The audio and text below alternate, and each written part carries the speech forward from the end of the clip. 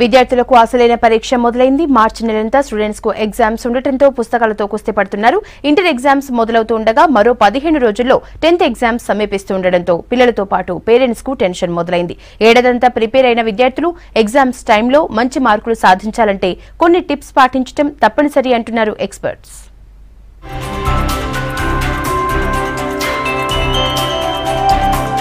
Exams time కావడంతో విద్యార్థులంతా పుస్తకాలతో కుస్తీ పడుతున్నారు.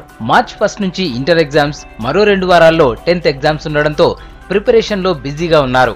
విద్యార్థుల కెరీర్ కు ఫైనల్ ఎగ్జామ్స్ కీలకంగా మారడంతో స్టూడెంట్స్ తో పాటు పేరెంట్స్ కి కూడా టెన్షన్ పట్టుకుంది. మరోవైపు ఎగ్జామ్స్ టైం అయినా ఖచ్చితంగా 6 గంటలు నిద్రపోవాలని, లేకుంటే అనారోగ్య సమస్యలు వచ్చే అవకాశం ఉందని హెచ్చరిస్తున్నారు ఎక్స్పర్ట్స్. తర్వాత పరీక్ష కంటే ముందు రోజు చాలామంది విద్యార్థులు ఏం చేస్తారంటే సిలబస్ చాలా రివిజన్ చేసేది ఉందని చెప్పి ఎక్కువ రాత్రులు ఎక్కువసేపు రాత్రిపూట మేల్కొని ఉంటారు. కానీ నిజానికి ఇది చాలా వ్యతిరేకమైన పని.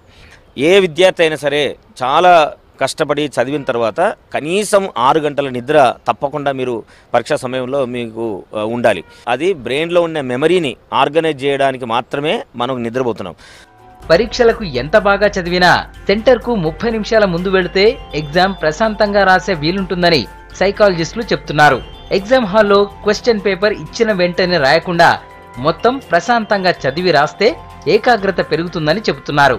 బాగా ఆన్సర్ చేయగలిగేవి ముందుగా రాస్తే కాన్ఫిడెన్స్ పెరుగుతుందంటున్నారు. ఇక ఎగ్జామ్ రాసి ఇంటికెళ్లిన తర్వాత నెక్స్ట్ డే పరీక్ష ప్రిపేర్ అయ్యేటప్పుడు రాసిన ఎగ్జామ్ గురించి మాట్లాడకపోవడం బెటర్ అంటున్నారు ఎక్స్పర్ట్స్.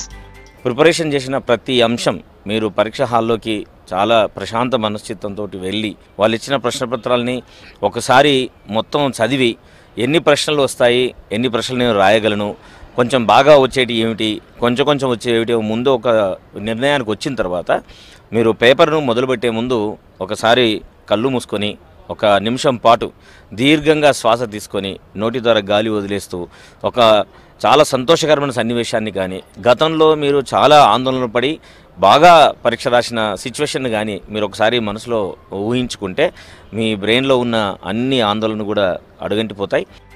ఎగ్జామ్ టైంలో ఎక్కువగా లిక్విడ్ ఫుడ్ తీసుకోవడం మంచిదని సూచిస్తున్నారు.